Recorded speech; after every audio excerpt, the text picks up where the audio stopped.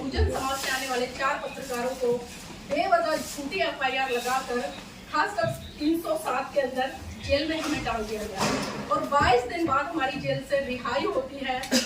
बहुत कड़ा अनुभव रहा है जेल का, क्योंकि हम सुनते थे कि योगी सरकार में ऐसे होता है ऐसे होता है, लेकिन जब प्रत्यक्ष रूप से वो चीजें देखी तो सच में पता चला कि कितनी तानाशाही, कितनी गुंडागर्दी है, कि देश की आवाज बनने वाले पत्रकारों को भी जेलों में डाला जा रहा है।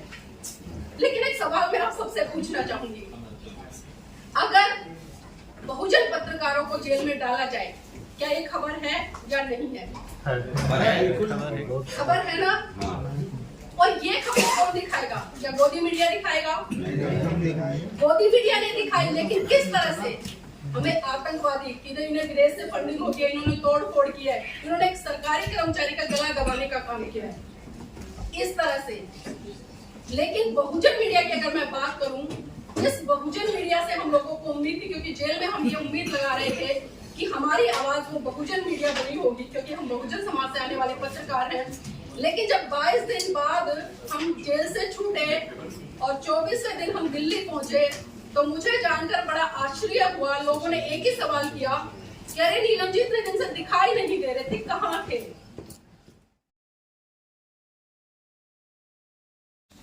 सबसे पहले तो मैं आप सभी का यूट्यूबर जो बहुजन मीट्स है और उसके लिए बहुत बहुत स्वागत करती हूँ, क्योंकि मुझे बहुत अच्छा लग रहा है कि भारत के कोने कोने से यहाँ पर आप सभी आए हैं और कहीं ना कहीं जिज्ञासा आपके अंदर है कि कुछ सीखना है, क्योंकि जब तक हम सीखेंगे नहीं, आगे बढ़ेंगे नहीं। और खासकर पत्रकारिता का जो क्षेत्र है वो बहुत बड़ा क्षेत्र है। यहाँ पर हर विषय पर आपको बारीकी से जानकारी होनी चाहिए और प्रॉपर कोई व्यक्ति नहीं है, मैं भी नहीं हूँ, आप भी नहीं है, कहीं ना कहीं हम सब लर्निंग प्रोसीजर में हैं। और जब लर्निंग प्रोसीजर में रहते हैं और ईमानदारी के साथ में सीखते हैं तो हम कहीं ना कहीं बहुत आगे बढ़ते हैं। और पिछले काफी सालों से मैं भी पत्रकारिता के क्षेत्र में हूँ और सीखने का प्रयास कर रही हूँ। मैं कभी ये संकोच नहीं करती कि कोई मुझसे बड़ा है या छोटा है, जहाँ से मुझे सीखने को मिलता है मैं लगातार सीखने का प्रयास करती हूँ। अगर कोई 2 साल का बच्चा भी मुझे सीख देता है तो मैं उसको भी सीखने का प्रयास करती हूँ, क्योंकि सीखने के लिए आपके पास में ये जरूरी नहीं है कि अनुभवी व्यक्ति आपको बताएगा, क्योंकि सीख एक छोटा सा बच्चा भी आपको दे सकता है। तो हमें लगातार सीख की तरफ बढ़ना चाहिए। और मैं एनबी न्यूज 24x7 की चीफ एडिटर हूँ, उसके साथ साथ में संपर्क इंडिया चैनल है और तीसरा जो चैनल है वो है मेरा पर्सनल नीलम ब्लॉग चलता है। तो इस तरह से मेरे पास में 4 चैनल है और पेज भी चलता है एनबी न्यूज 24x7 का। तो लगातार पिछले काफी सालों से काम कर रही हूँ और बहुत अच्छा रिस्पॉन्स समाज का, देश के लोगों का मिल रहा है। और काफी कठिनाइयां भी आती है पत्रकारिता करते वक्त, खासकर उस दौर में जब मैं एक महिला हूं और वो भी बहुजन समाज से आती है। अभी बबीता जी ने जिस तरह से काफी अच्छे तरीके से बहुत सारी चीजें एक्सप्लेन की है, जब हम सत्ता के विपरीत जाकर खबरें दिखाते तो कहीं ना कहीं हमें उसका शिकार भी होना पड़ता है। लोग इतनी अभद्र भाषा का इस्तेमाल हमारे लिए करते हैं, तो आप सोच सकते हैं कि उस अभद्र भाषा का हम जिस तरह से पढ़ते हैं, कमेंट्स आते हैं, उनको पढ़ते हुए आगे बढ़ते हैं, लेकिन उन कमेंट्स से हमें नेगेटिव नहीं बल्कि पॉजिटिव इफेक्ट्स लेनी चाहिए कि देखिए हम कुछ कर रहे हैं तभी तो लोग हमें बोल रहे हैं ना।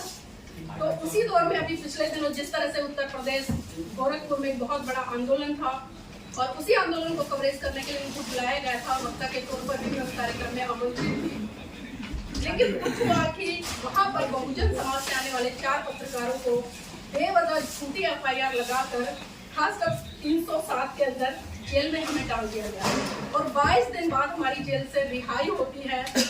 बहुत कड़ा अनुभव रहा है जेल का, क्योंकि हम सुनते थे कि योगी सरकार में ऐसे होता है ऐसे होता है, लेकिन जब प्रत्यक्ष रूप से वो चीजें देखी तो सच में पता चला कि कितनी तानाशाही, कितनी गुंडागर्दी है, कि देश की आवाज बनने वाले पत्रकारों को भी जेलों में डाला जा रहा है। लेकिन एक सवाल मैं आप सबसे पूछना चाहूंगी, अगर बहुजन पत्रकारों को जेल में डाला जाए, क्या ये खबर है या नहीं है? खबर है ना? और ये खबर कौन दिखाएगा? क्या गोदी मीडिया दिखाएगा? गोदी मीडिया ने दिखाई, लेकिन किस तरह से? हमें आतंकवादी, इन्हें विदेश से फंडिंग होती है, इन्होंने तोड़ फोड़ की है, इन्होंने एक सरकारी कर्मचारी का गला दबाने का काम किया है, इस तरह से। लेकिन बहुजन मीडिया की अगर मैं बात करूं, इस बहुजन मीडिया से हम लोगों को उम्मीद थी, क्योंकि जेल में हम ये उम्मीद लगा रहे थे कि हमारी आवाज वो बहुजन मीडिया बनी होगी, क्योंकि हम बहुजन समाज से आने वाले पत्रकार हैं। लेकिन जब 22 दिन बाद हम जेल से छूटे और 24वें दिन हम दिल्ली पहुंचे, तो मुझे जानकर बड़ा आश्चर्य हुआ। लोगों ने एक ही सवाल किया कि अरे नीलम जी इतने दिन से दिखाई नहीं दे रहे थे, कहाँ थे?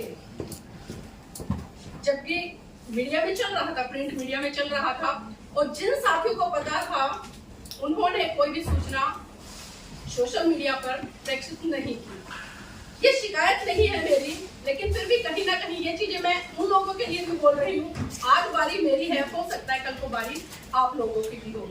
तो हम कहीं ना कहीं बड़ी बड़ी बातें करते हैं, करुणा मैत्री भाईचारे का संदेश देने की बात करते हैं, महाकाणी तथागत बुद्ध को अपना आदर्श बताते हैं, बाबा साहब को अपना आदर्श बताते हैं, लेकिन जब सही में करुणा मैत्री भाईचारे की बात आती है तो सिर्फ वो हवाइयां हमारी नजर आती है। लेकिन छोड़िए, जीवन का संघर्ष है, आंदोलन है, क्योंकि हमें ऐसे आंदोलनों से लगातार रूबरू होना पड़ेगा। और ये हमारी नैतिक ड्यूटी भी बनती है कि आंदोलन बहुत होते हैं, जेलों की सलाखों में बहुत बार जाना पड़ेगा, लेकिन कभी भी आप लोगों को घबराना नहीं है।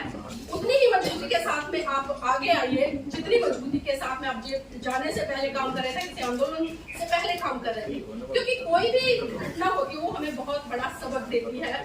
और ये जो घटना घटी, इसने भी हमारे जीवन में एक नया मोड़ लाया, बहुत सारी चीजें हुई। और आपको एक चीज और बता दूं, जानकर आश्चर्य होगा, मेरे जीवन साथी एडवोकेट जयभीम प्रकाश जी भी मेरे साथ में 22 दिन तक जेल में रहे। मतलब दोनों हस्बैंड वाइफ जेल में 22 दिन तक। एक बच्चा है, मेरा बेटा है, वो घर पे अकेला, घर वालों को कोई सूचना नहीं किसी भी तरह की। लेकिन कैसे कैसे संपर्क सूत्र निकाल के उन्होंने 7-8 दिन बाद पता चला, गोरखपुर जेल पहुंचे, मिले, तब जाकर उन्हें थोड़ी तसल्ली हुई। क्योंकि देखिए, बच्चा और वो भी दोनों जेल में, माँ बाप के लिए परेशानी का सबब है। लेकिन फिर भी मैं कहना चाहूंगी कि जिन लोगों ने हमारी आवाज उठाई उनके लिए मैं तहे दिल से धन्यवाद करती हूँ, और जिन लोगों ने नहीं उठाई उनको भी मैं धन्यवाद करती हूँ, क्योंकि कहीं ना कहीं हो सकता है कि भाई नहीं पता हो। ये जरूरी है कि एक घटना के बारे में पूरे देश को पता हो या तमाम बहुजन मीडिया को पता हो, लेकिन जिन जिनको पता चला उन्होंने कवर किया, उसको दिखाया, उसके लिए मैं साधुवाद करती हूँ।